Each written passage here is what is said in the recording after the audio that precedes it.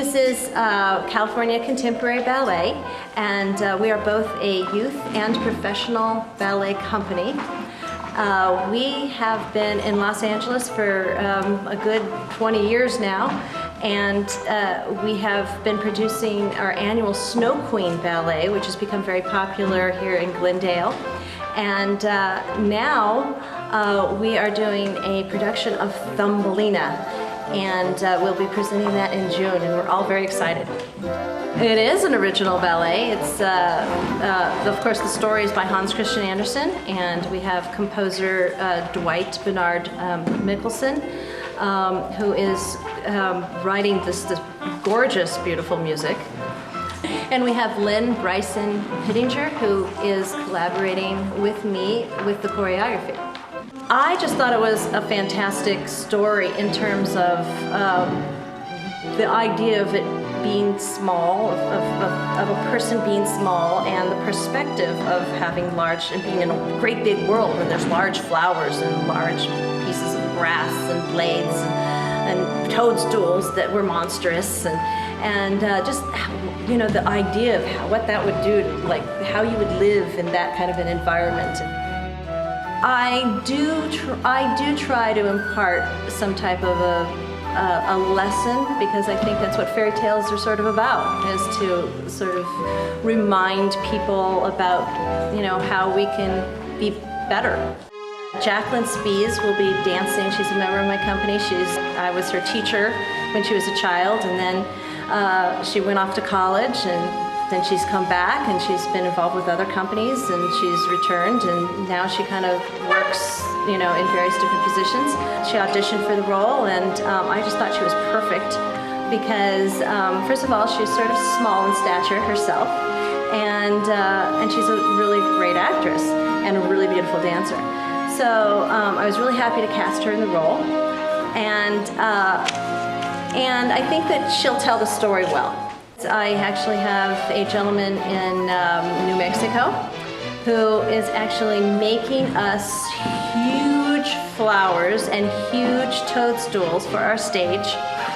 Rehearsals are actually going really well, and we have everybody coming together. We just got a 6-foot lily pad made. You know, the sets are being made, the costume designers are working on the costumes, the dancers are rehearsing, and I'm keeping track of how far we're going, and Dwight is sending me music, and as soon as he gets me some music, I'm into rehearsals. Well, I'm a composer. My background is classical. I write classical music. When I sit down to write music, it's classical. Listening to Mozart in a minor key is like soul music to me. So I've worked on a lot of films, and as an orchestrator, I've scored some films myself, and that's how I make a living. I've never stopped writing classical music, even though I, you know, work with a lot of pop groups. I've worked with Chicago and Anne Margaret and Barbra Streisand, and, you know, I've worked with orchestrated and arranged for a lot of people, but still, you know, when it comes down to Dwight coming into my little cave here and writing music, you know, I write classical music. And finally, one day, I was over at her place in her office there, and she's just sort of real quietly mentioned Thumbelina, you know, and I just went, yeah, oh man, that would just be great, because I mean, 3/4 of this ballet is not in this world. It's totally not here. It's totally somewhere else.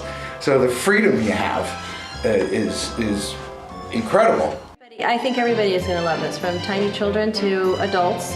I think that as long as the choreography and the music is substantial, and there's some depth to the way we tell the story, it will be definitely something that adults will enjoy. Supporting California Contemporary Ballet in this endeavor is a couple of things. These young dancers get the opportunity to work alongside some professional dancers, and they get an opportunity to do a full-scale ballet. It helps them gain experience. Many of the community people come to see our Snow Queen Ballet year after year after year. We have like fans that just come to see our Snow Queen Ballet. And I think that this is another opportunity to create that kind of a movement that we've created in the past. Everything from costumes, lighting, the theater,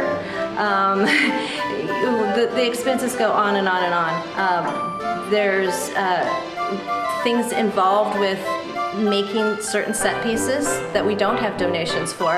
The costumes are like thousands and thousands of dollars. Every time you create a big ballet of this level, you have a lot of costumes. The expenses add up, and if we really want to tell the story well, we need your help.